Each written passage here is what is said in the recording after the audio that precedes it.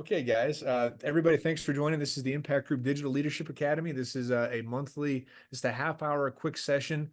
We like to provide some information just to make everybody's lives a little more richer. I'm very excited today. We have Shannon Speaks with us. Shannon is an LISW, a licensed independent social worker. She's a certified mindfulness teacher and an ICF certified life coach. She's been Yep. helping people that help people for a long time, over 30 years. And hmm heck, I've also been married to this person for 24 years, which is pretty awesome. So I'm excited to have Shannon with us today. And Shannon, take it away. Awesome. Yeah, Mary Beth chimed in and reminded us that his name is Woody Woodward. Woody Woodward. I love it. I couldn't believe it when I found that out. Yes, thank you, Tom, for that intro. I greatly appreciate it. I'm going to make sure I know how to advance my slides. I'm pretty sure I do. Let's see. Yay! Okay. Sorry, that's a little preview into the next slide. Great to be here and collaborate with Digital Leadership Academy with the Impact Group, and I'm thrilled to have all of you with us. I so wish we had more time. How's the volume, by the way?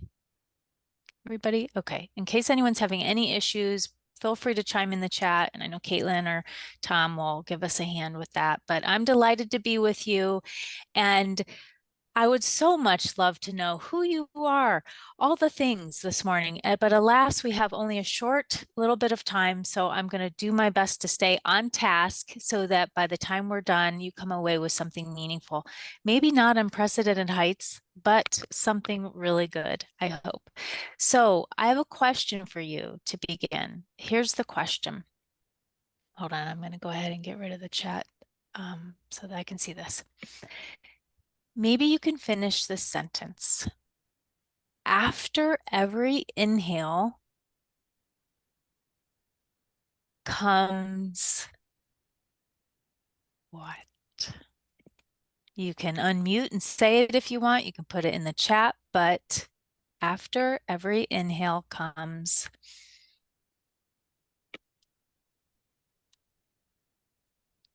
a sense of relief, peace, balance. Wow. These are great answers. An exhale or a pause, clarity. Look at all this. Wow. Yes. And would you guys believe, thank you for that input, would you believe that all those things that you described are all connected to that exhale? After every inhale comes an exhale, and with that exhale comes all the beautiful things that you just described. When we inhale, it's activating. It's like telling our body, let's go, let's do this thing. And then when we exhale, that promotes the calm and the recovery part. So, all of us here today, we are all designed to match this rhythm without even thinking about it, that we inhale, and following this activation, we exhale, recovery. So the whole day, the whole night, without even thinking, we are in this rhythm of activation, recovery. And I just wanted to plant that seed out of the gates here as we learn a little bit more about resiliency, how to build it, and how we might use mindfulness to do that. Now, here's another question for you. I'm not sure if you know Aunt Marge, but look at her curious, very curious face. And she wonders, what happens if we only inhale? Like, what happens if there's no recovery? If it's all about the taking in? What might happen? Now, the truth is, I don't actually know the true answer to that, but it might look a little something like this.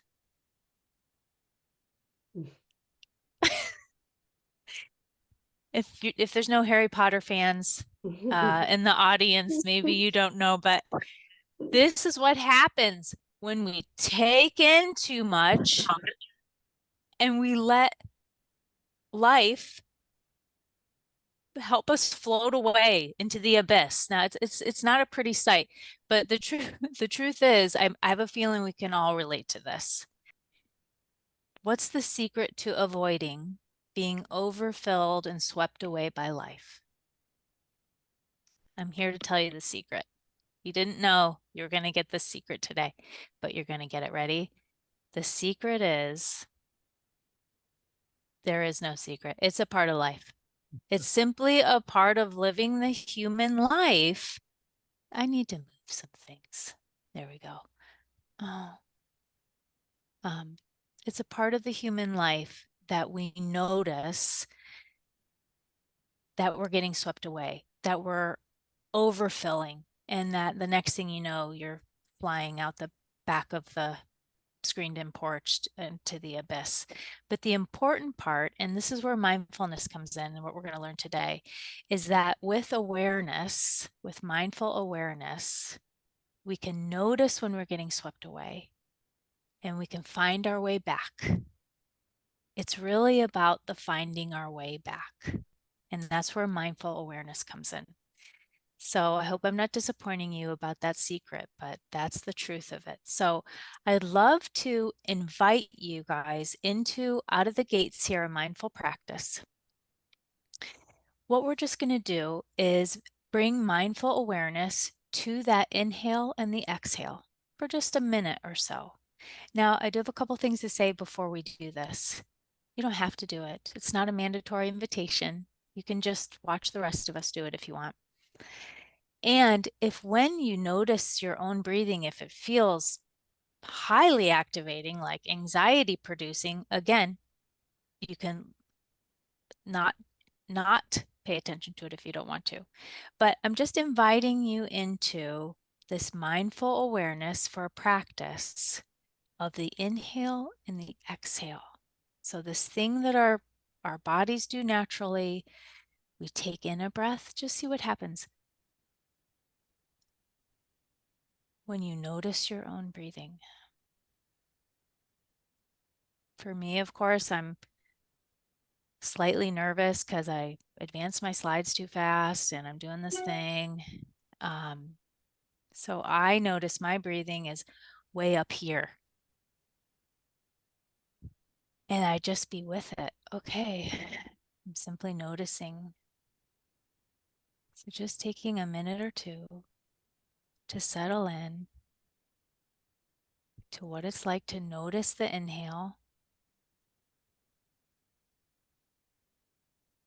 and notice your own exhale. And let's just do 2 more breaths on purpose. I automatically close my eyes, but you certainly don't have to do that either. And so just really briefly in the chat, for any of you who actually did that, what did you notice when you just paid attention to the inhale and the exhale? Does anybody want to chime in? Or you can unmute and share. What did you notice? Sense of peace. Nice. I will tell you that if you did not notice peace, that doesn't mean you're doing it wrong. Sometimes peace is there and sometimes it is not. And I want to give you a little more information. Rich said it was calming. Wonderful. Again, if calm wasn't your experience, it does not mean you were doing awareness wrong. Mindful awareness is simply awareness. My breaths were a little shallow, focused on longer. And nice, Christina. That's really beautiful awareness. Mine too. Mine was shallow and way up here because I'm feeling a little nervous. Okay. Thanks everybody for sharing. So I did want to clue you in to, we're talking about resilience today, and we're talking about how mindful awareness can support the building and growing of resilience. But maybe you don't even know what mindfulness is. And so I just want to tell you that mindfulness, in a word, is really awareness. Awareness of what? The present moment. This one, the one we're in right here, right now. And not only that, it's also awareness with these kind of qualities: kindness, compassion, and letting go of judgment. Those are the hardest parts. When we can do that, we're being mindfully aware. And I would love to tell you more about it, but we're going to stay focused on resilience too. So here's my hope and dream for the rest of our time together today, that by the time we're done, that when you leave, you learn what resilience is and how it might benefit your work life and your personal life. You've already embodied some supportive practices just by paying attention to that inhale and the exhale. So we're nailing that already, but I hope to show you a couple more, maybe at least one. And then also, I hope that when this is done, you're going to be able to integrate this into some part of your actual living life. Okay.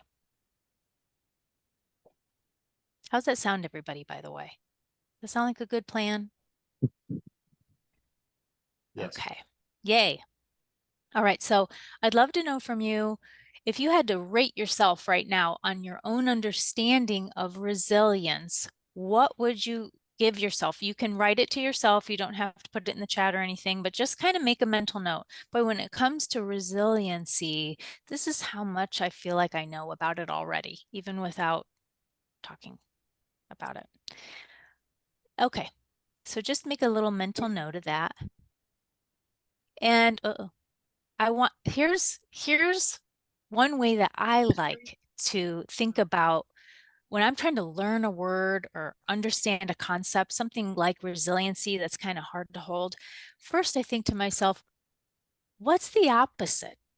What might be the opposite of resilient? And I have a little video to show you that I believe embodies the opposite of resilient. So here we go.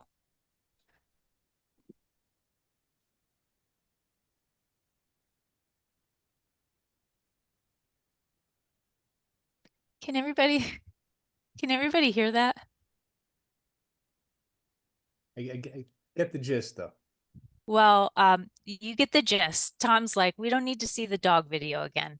But when it comes to resiliency, you see what happened to this poor guy. Oh, he dropped his bone on the floor and then he's laying there completely helpless. So I love this video. It really is like the opposite of resiliency. And the other thing that it does is it shows us that if we think of resiliency also on a spectrum of stressful events, at times during this conversation, we might be talking about something very minor, like dropping your bone on the floor, all the way to things incredibly traumatic. And as Tom mentioned before, I'm an independently licensed social worker. I've spent the last 30 years working with people who are dealing with really tough stuff and everything in between. And you yourselves on this call likely on the daily might deal with something this minor all the way to something very, very significant when it comes to stressful events in life, and how in the world are we supposed to grow resilient in the face of it. So this might be an example of the opposite of resilience. So here's what I'd love to do too. I'd love to take a quick little quiz with everybody and just jot down notes on the side as we go through this, just to see where you're at. All right, when it comes to resiliency, true or false? You can't grow it. You either have it or you don't. Make a mental note or jot it down. Is that true or false? Number two, true or false? This is the equation for resiliency. Stress plus recovery equals resilience. True or false? Number three, resiliency helps us only in super stressful, super traumatic times. True or false? Number four, true or false? Biological, social, cultural, psychological factors all influence our own levels of resilience. Number five, some benefits of increased resilience are improved emotional regulation, a greater sense of control, and healthier coping mechanisms. Number 6, true or false, mindfulness and self-compassion are two ways to support yourself as you grow your resilience. True or false? Okay, so there's a little quiz, and by the time we're done, I feel like you will certainly understand all the answers. Okay, so I just wanted to share very quickly with you a little story time. So this thing happened to me a few weeks ago where I was presenting on this very topic of resilience with a group of nurses in their residency program at Summa Health. And I had already submitted my slides to everybody, and it had specific information in there. And then I kept doing more research on resilience only to find that some of the things that I wrote in my slides were actually incredibly wrong. Has anyone ever had that happen before? So I went in, and I'm going to share with you the slide that I actually shared. And I went into this presentation in hopes that we could identify the areas that I got wrong, and I learned ever so much. There was peril, but everything ended well. Okay, so here's the slide that I wanted to share with you guys when it comes to resiliency. Okay, so I shared this slide with this group of nurses, and the first thing I asked them to do is, okay, guys, as it turns out, one of these statements is false. And I asked the group to share with me which one did they think was false. And I want to tell you actually out of the gates here which one was needed updated. It's the kind of thing that you learn about something, and if you all were to do your own research on resiliency, you would find out all of this information that you see on the screen. But wonderfully, things have been updated. Okay, guys, so see this one right here? Has anyone ever heard of this also? That resiliency helps you bounce back after tough times. Have I lost the chat? So let me see if I can get the chat back. I can see the chat. I can keep you updated. Okay, awesome. Has anybody ever heard of this? Resiliency helps you bounce back after tough times. Anybody else? Yes. Tom, yes, okay. At least one person. Maybe that was Fernanda. I think I recognized her. So I've heard of this too. It's all over the research that resiliency is the thing that helps you bounce back. Now, I shared the slide, and I had to share with the nurses, and I share with you too, an updated understanding of this statement. It's not that it's altogether untrue, it's simply incomplete. And I want to share with you a beautiful researcher. Her name is Dr. Lucy Hone. Dr. Lucy Hone lost her daughter when her daughter was 12 years old in a tragic car accident. And she was researching resiliency for her PhD. And then this horrifying thing happened to her. So when she saw all this kind of stuff about resiliency being bouncing back, she updated the understanding. And so I'm sharing this with you because I myself put it in the slide for these nurses.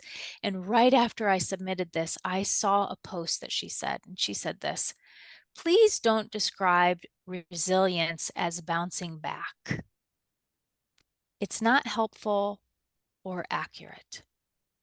I know from personal experience, and have seen it in thousands of clients too, humans don't generally feel bouncy when they're struggling through their darkest days. There's no room for Tigger here. The bounce part in bounce back also implies that we take one great leap to find ourselves back where we started. Another complete fallacy.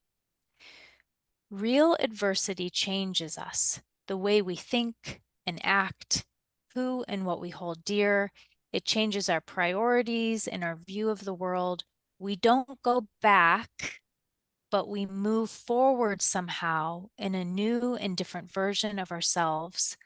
Sometimes battered and bruised for sure, but always different. So here's what she says. Here's how she updates this understanding of resiliency. She says, so instead of bouncing back, I like to think of resilience as crawling forward, the slow, effortful slog to adapt to change circumstances that have shaped and changed you too. So that's an updated understanding of resiliency, which is really beautiful. I hope that means something to you too. And I want to update another one on this list. You see the first one that says resilience is bending so you don't break. And a lot of people will reference a willow tree that is very bendy. And when I gave this presentation to the nurses, a nurse right away said, actually, I don't think that one is accurate either. And then she went on to say, in my work, and I imagine some of you can really relate to this, whether you're in the school systems, park systems, DD world, when you're dealing with humans, she said, this work breaks my heart, sometimes every day. And it's not the fact that her heart is broken that makes her somehow not resilient anymore. And then she went on to share the fact that in Japanese culture, maybe you guys have heard of this, when they take like a teacup that has been broken and they mend the broken part of the cup with gold, pure gold. And then that part of the cup becomes stronger than ever, the part that was broken. And this is what she shared. And don't you all agree that that is a much better understanding of resiliency as well? Both of these, the fact that maybe sometimes it's bending so we don't break when it's something small, like dropping your bone in front of the couch. But when it comes to things on the other end of the spectrum, when stress is incredibly difficult or challenging or traumatic, it breaks us. It breaks us. And so it's not about the breaking part, but the mending, the recovery. And that's why at the beginning, when I said we take an inhale and we're activated, we take an exhale and we recover. There's a natural balance between these two things. And the important part is the recovery part.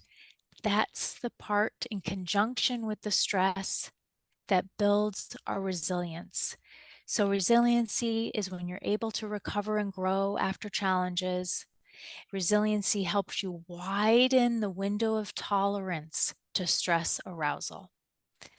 Okay, I'm going to keep going and remind you of a few additional truths. You can grow resilience. It's true. This is a skill to grow resilience. It's not like some people are just naturally good at it and the rest of us, oh well. We can build this skill. And this equation that I mentioned is true. Stress plus recovery equals resilience. And that can be tough news for people who would rather avoid stress. But in fact, it is a part of living life. It is a part of our own growth. So manageable stress plus recovery. And believe it or not, some people like to avoid this part too. And without it, there is no resilience. It's much like when we're working out or we're exercising and you're building a particular muscle and you break it down and then it must recover for it to grow. It's the same thing. And in fact, maybe you already knew this, but all those influences, all those factors, biological, social, cultural, psychological, all those things influence our resilience. And I briefly, oh my gosh, I can't even believe how fast time is going. So I'm going to just briefly say that our brains have two parts. There's the survival part and the thinking part. And the best thing we can do for ourselves is when we can make friends with the thinking brain and the survival brain. Oftentimes, our survival brain is what's in charge, especially when we're under stress. Like Dr. Hansen talks about, we are like Velcro for the negative, which means that anything negative really sticks with us, even if it happened in third grade. And then anything positive tends to just slip right off like Teflon. And that's just the survival brain. If we had more time, I'd tell you more about it. But that's how we're designed. And so that's why it's so critical that we can have a conversation inside ourselves through mindful awareness that says, hey, guess what? I'm okay. So how do we train our thinking brain to be friends with that survival brain? How do we grow inner resources so we can draw from those, whether things are just everyday hard or really, really hard? Both are very important. How do we deal with internal, external challenges and our own vulnerabilities? What resources do we embody and use for the greater good of ourselves and for others? These are all great questions. And I want to tell you that there are some steps that can support you so that you might embody a more resilient approach so that your team, your people can build resilience. And it begins with awareness. And this is why mindfulness is so incredibly important. I'm looking at the time. It is so critical that from the very beginning that we have mindful awareness if we're even stressed in the first place, so that we can acknowledge how our bodies are responding to stress. This is so key.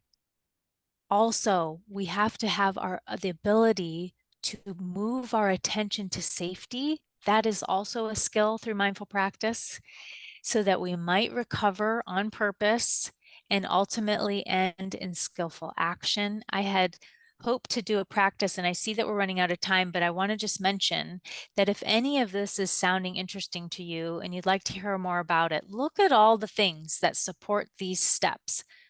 Mindfulness, you can see across the board here, supports all of us when it comes to all the steps. Having attentional control, how many of you, even in these 30 minutes, have had your attention all over the place? How many of you, when we did the breathing for even less than a minute, I think, found yourself time traveling and thinking about a million different things? It just happens. Again, there's no secret to making it not happen. It happens, and the actual secret is coming back to where you start. Other things include self-compassion. I love talking about self-compassion and taking in the good. All those things support these steps. And if we had more time, I would have loved to have done another exercise with you, which is really just being aware of your contact points. So I'll simply say that in a moment when you have time, if you can bring awareness to whatever felt sense is strongest of a contact point, like for example, your butt on a chair, feeling the felt sense of that, the felt sense of your feet on the floor, your back against the chair, even your hands on a desk. Anytime you can practice bringing awareness to a contact point, and then back to your environment, and then again on a contact point, you're training yourself in mindful awareness. It's a little tip, and I see we're at time, so I just want to go ahead and advance my slides. Hopefully you recognize the truth in all of these. And actually, they're all true except for the first one, which is that, in fact, yes, you know, you can grow resilience through many different things, including mindful awareness. I hope that you have learned a little bit about resiliency today and you got a chance to embody it. The time is super, super short.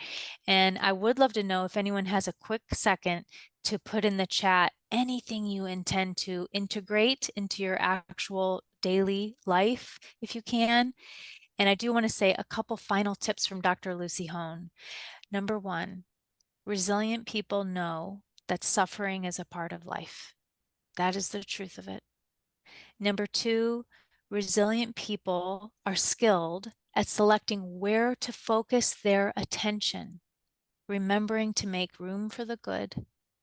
And resilient people ask themselves, is what I'm doing helping or harming me? Which gives them more control. And hopefully you've gone up on the scale here in your understanding of resiliency. I thank you so much. And should you want to get in touch with me, that is my contact information. And I'm so grateful for the time. Now I'm finally looking at the chat to see what anyone has to say. But I'm so grateful for everyone being here and taking the time to talk about resiliency and mindfulness. What a joy to be with you today. Thank you, Shannon, as always. Anytime I've participated or listened or been in your space, I've taken away positive tips and just information. So I appreciate that you share that with all of us. Thank you, Fernanda. Thank everyone for joining us for the Impact Group Digital Leadership Academy. Shannon, thank you so much for your expertise. The big Yeah. thing I took away was that resilience is something we can learn. And for folks that are on this call that are leaders, this not only was this for us, but this is for your team. Your team can develop resilience. Your team can develop these skills. They just need to have the know how to do it. Everyone, thank you so Yes. much for your time today. Shannon, wonderful as always. Everyone have a wonderful day, and thank you. Yes. Thank you. And good luck with your recovery, everybody. Don't forget about the exhale.